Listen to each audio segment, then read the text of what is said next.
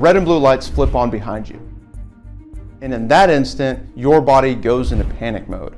Heart pounding, mind racing. It feels like you just got dropped off in the middle of a viral traffic stop gone wrong. But here's what most people don't realize. The very first few seconds of that stop, that's when the officer starts making judgments. And they're not always fair. Here's what you should do. Slow down calmly, signal early, and pull off the side of the road. Turn on your dome light if it's dark, and keep your hands on the wheel. Stay still. In other words, keep it boring. The goal is simple. Give the officer nothing to talk about. But here's what usually happens. People panic. They swerve across lanes. They slam on the brakes or stop halfway on the road. And suddenly the officer has all the justification they need to label you as erratic or worse yet, suspicious. Even the small stuff gets turned against you. Think grabbing your license ahead of time is being helpful? Wrong. To a trained officer, that can look like you're reaching for a or trying to hide evidence. The bottom line, don't give them a narrative. Don't give them a reason to search your car. Stay calm, stay visible, and stay still. Make the officer walk up to your window thinking, this is going to be routine.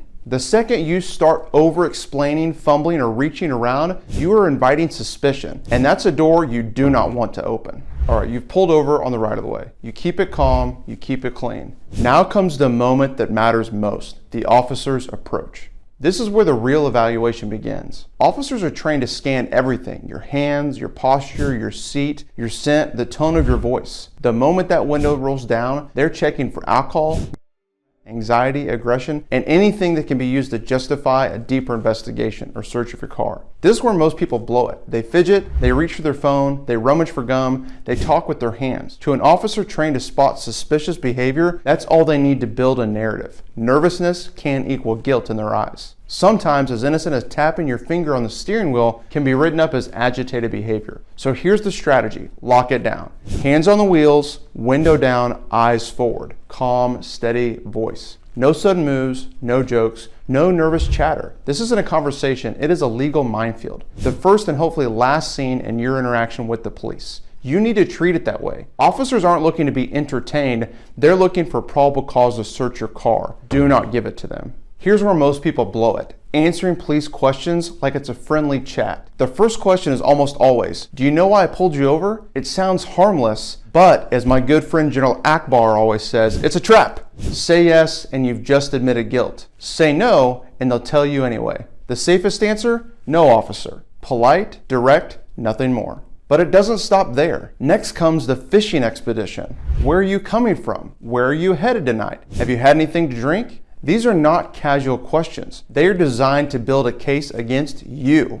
Say you came from a restaurant that serves alcohol. Suddenly it's a potential DUI stop. Even something as innocent as just out for a drive can be spun into suspicious behavior if they're looking for an excuse to search your car. And here's what people forget. They don't need your answers to write you a ticket. These questions aren't about enforcing traffic laws. They're about looking for more. So your best strategy, be respectful, but be brief. Never lie. That only makes things worse. But don't overshare or admit anything. You're not building a story and you're not on trial. Less is more, stay calm, stay focused, and give them nothing extra. You think everything's going fine. Then the officer leans in and asks, mind if I take a look around your car? That is not a question, it is a test. And how you answer could change your life in seconds.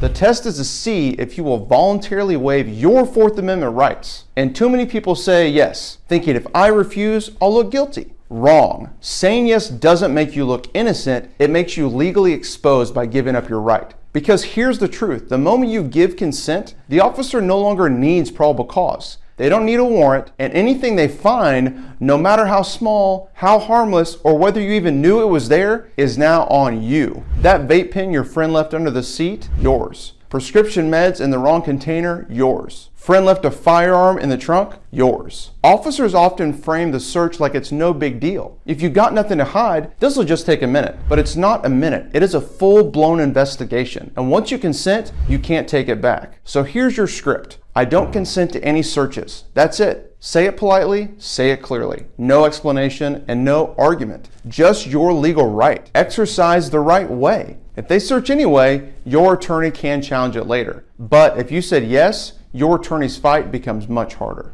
Now, let's talk about the subtle tactics, the psychological plays officers use during traffic stops. One of the oldest tricks in the book, the canine bluff. We can get a dog out here in 5 minutes, but here's the truth. That dog might be 45 minutes away, and legally, they can't detain you indefinitely just to wait on a canine. But the second you panic and say, fine, just search the car, you save them the wait and destroying your own defense. Next up, the classic guilt trip. If you've got nothing to hide, you won't mind if I take a look. It sounds reasonable, but that's not how rights work. Privacy isn't about hiding something, it's about protecting yourself from being searched without cause. You wouldn't hand your unlocked phone to a stranger just because you've got nothing to hide, so apply the same rule to the privacy of your vehicle. And then there's the fake out leniency. Just be honest with me, and I'll let you off with a warning. That's not a promise, that's bait. People fall for it all the time. They admit to just one drink, hoping for a break, and end up in handcuffs for DUI. Here's the bottom line. Officers aren't there to give you advice. They're building a case against you. Your job is not to help them. It's to protect yourself. Saying less isn't rude. It's smart, it's legal,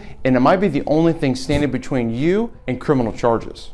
The officer might claim they might say they see an open container, or maybe they run your name and a warrant comes up. At that point, this traffic stop is no longer routine and it will not end with a warning. This is where people make the most damaging mistakes. They argue, they raise their voice, they refuse to exit the vehicle, or worse, they physically resist. And let me be clear, none of that helps. All it does is hand the officer additional charges: obstruction, resisting arrest, or worse. What started as a routine traffic stop suddenly has become a criminal investigation. What you do next impacts not only your night, but your future freedom. It's not fair, but it's the legal reality. Once an officer decides to place you under arrest, that decision is in motion. The roadside is not your courtroom. That is not where you fight it. But if you stay calm, say nothing, and comply physically, your attorney has options. They can challenge the stop, the search, and even the arrest later. But if you resist, you complicate everything and weaken your own defense. Here's the bottom line. Traffic stops aren't about convenience. They're about control. And if you don't know how to handle them, you're playing a game where the other side wrote the rules. That's why you keep it simple. Stay calm, say less, and never consent. Those 3 rules alone will protect you from the majority of mistakes people make on the side of the road every day. Remember, officers are trained to turn a broken taillight into full investigations. You need to be trained to shut up and lawyer up.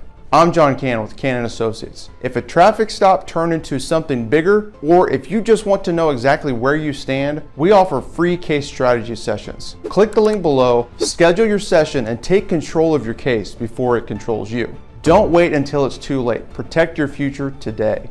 Watch my next video where I break down more practical legal advice. It could save you from making a costly mistake.